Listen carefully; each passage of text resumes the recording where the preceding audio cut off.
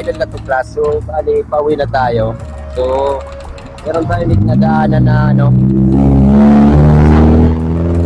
parang tunnel siya. Dami niyang butas. So, mga idol katuklas, isilipin natin. So, mamis lang ako, napapurious lang ako. Gusto ko lang makita. Kasi natanungan natin dito yung isang bahay. Sabi, dumating daw sila dito. Kuweba na talaga yan. Na natin mga idol katuklas. Takot lang dito sa ahas. Man-made talaga siya.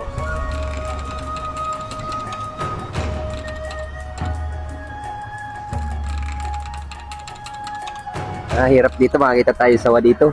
O kaya cobra. Ang ganda oh. Kuweba talaga sa mga idol katuklas oh.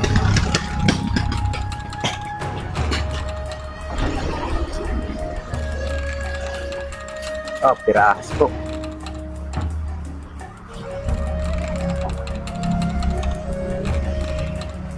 Pasok, tabi apo. Makikita niyo mga idol katuklas, sadaan lang natin to dito sa kalsada. So, na-curious ako. Gusto kong makita ang loob. So, nakakatakot mga idol katuklas kasi baka may ahas. Wala pa naman tayong dalang flashlight. Kaya po, yun o. Forma niya mga idol. Dami yung butas. Ano pa dyan? Sila.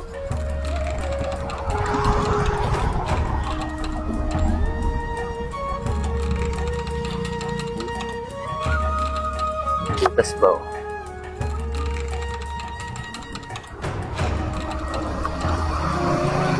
Bato yan mga idol katuklas. Ang dami niyang butas. So hindi ako tuloy sa loob. Baka may ahas mga idol. So wala tayong dalang flashlight. Kaya mahirap na. Hindi natin nakikita ang madilim. So ba tayo dito?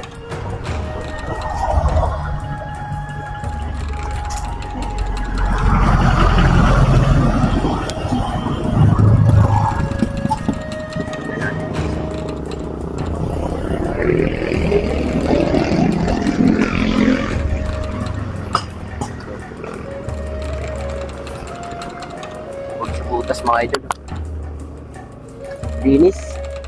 Ahas. Kaya po.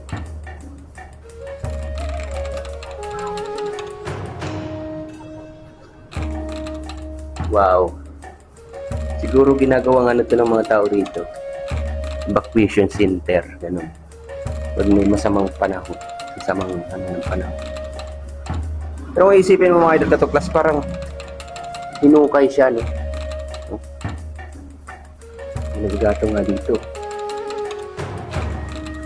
Nakatakot kasi sa mga butas-butas, baka may ahas eh. Delikado sa mga ganitong kuweba ang ahas.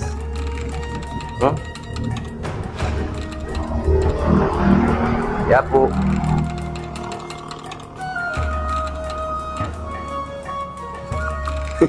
nadaanan lang natin itong idol katuklas. Dito tayo na kuweba dito sa may kalsada. Kita nyo yung kalsada yan, no? Ay. Tumigil lang tayo dito. Tama dito na. Ano?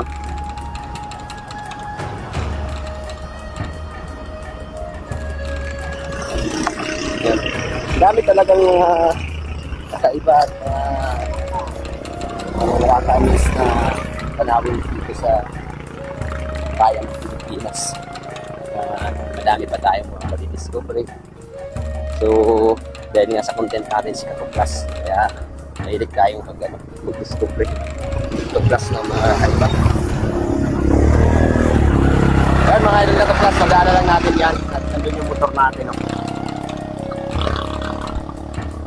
Galing, no? Ayan, no? Butas yun. Kuweba. Yung motor natin. Uwi na tayo mga idol.